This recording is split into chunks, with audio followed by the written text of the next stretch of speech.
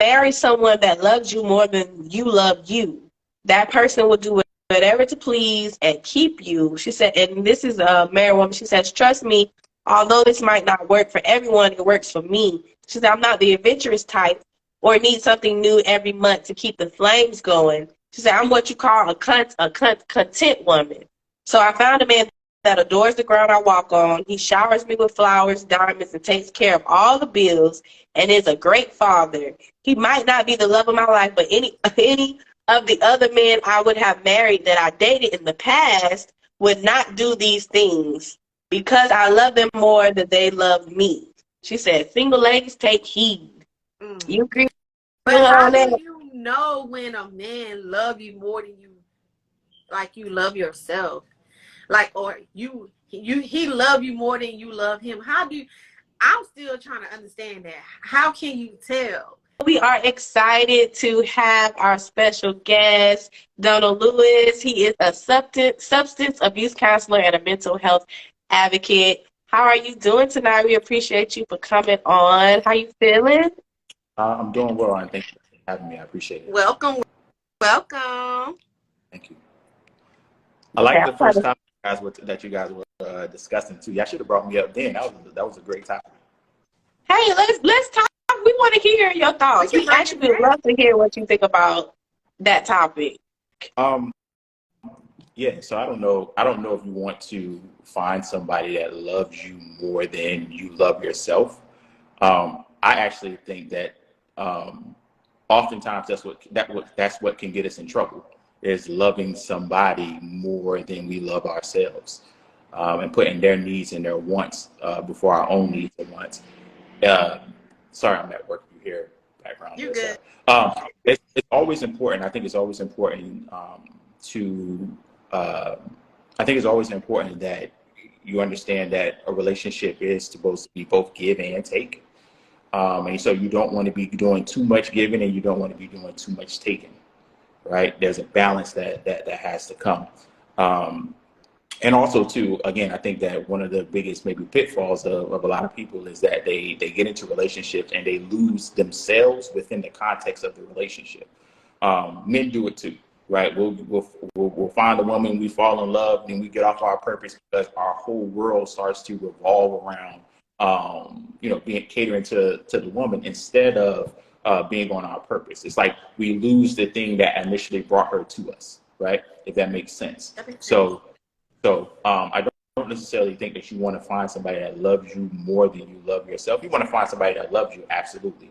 But you don't want to find somebody that loves you more than yourself, because I think that's where we start to kind of put ourselves in some very peculiar situations. Me personally, I don't feel like no one can love me more than I love myself. I just want that person to love me more than I love them. Mm-hmm. I want to ask you too, what's your love language? Dang, what is my love language? I have like a little physical touch. Yes. Okay. Physical touch. Physical touch and hold up.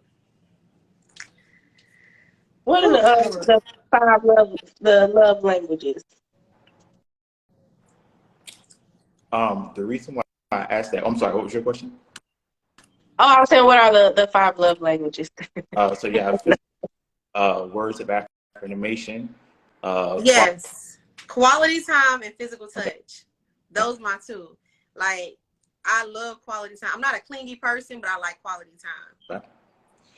And the reason why I ask that is simply because a lot of times we want people to love us, but we don't necessarily know what love looks like. So our expectation for a spouse is that they love us, but they really have no roadmap into how to do so. Right? We don't communicate those things. And a lot of times that comes from we not knowing what love looks like. And so a lot of times being able to understand what your love language is, then that helps you to be able to communicate. So you brought up the example of buying flowers, right? Not every woman is into flowers, right? So if I automatically went to this idea of, oh, I'm going to buy her flowers because that's what women are supposed to like, right, and she's not a flower kind of girl, then yeah, even though you might be doing a good deed, you're still missing the mark, right? But if she's unable to communicate, hey, I don't like flowers, I actually like chocolate, or I don't like gift giving at all, right? I actually prefer quality time or physical touch. Then again, you're shooting in the dark. And even though your deeds or your intentions may be good, the behavior is still off. Right. And so, it's important to always understand too, like what our love languages are, because a lot of times we're looking for our spouse to communicate love to us, but we may not necessarily even know how we receive love to begin with. I agree with you on that, because I want a guy to like tell me, I want him to like, affirmation. I want him to tell me that, he care about me, but I also want him to show it. And if he don't show it, but he telling me that, then it's a problem. Then I got to like stop everything, pause everything. And I'm asking questions like, where did we fall off, or where did we slack at that got me feeling this way, got you feeling this way, or whatever. Cause mostly sometimes it's just me feeling that way, overthinking things, because guys not used to expressing their feelings. I'm gonna be honest. I'm one of those women gonna be honest. Like sometimes it's me. Not all the time, sometimes, but I can admit when I'm wrong. And I can admit when I'm overthinking things. But you should do things right so I won't overthink. If you know I'm an overthinker. But again, right? So I would say this. In a relationship, we all have personal responsibility, right? It is not your job to change him, and it's not his job to change you, right? That's our own personal responsibility. It's also our personal responsibility to communicate certain things to that person, right? I think sometimes men think that men are mind readers, and we are just to know, right? We're not your girlfriend, right? Nor if I'm in a romantic space with you, nor do I care to be your girlfriend. Well, right? But said he can read your mind, so I thought maybe all guys can read my mind. Avant was trying to get somebody grown. That's what he was doing. Avant was trying to be grown. I'm sure I didn't told some girl I can read her mind in the past too, so I get it. But the point is, men are not mind readers, and neither are women, right? To be fair, women are mind readers. So the idea of communication a lot of times becomes extremely important. And not only just communicating, but how we communicate. Again, knowing a person's love language is important, because I may be communicating to you, right? But if I'm not communicating in a way in which you understand, it doesn't matter that I'm communicating with you, right? It's not only about just me telling you what I want or what I need. I need to communicate in a way that you are able to understand it. And so that becomes very important as well. I agree. I'm learning some stuff. Teach me. I know, because I was thinking about how you were saying that people want to be loved, but they may not know how to give love or how to receive it. So would you say that would be the first thing that you do whenever you are dating someone, is to talk about it together or find out for yourself first? Yeah, so typically when I'm on a date or I'm interested with a woman, I'm asking, of course I'm asking, what's your favorite color and all of those sorts of things, but I'm also asking questions like, what's your favorite love language? Or what is your love language? How do you receive love? Those sorts of things, because those things are important to know. Again, the goal of a relationship, people don't get into a relationship to break up, right? Breakups happen during the context of the relationship, right?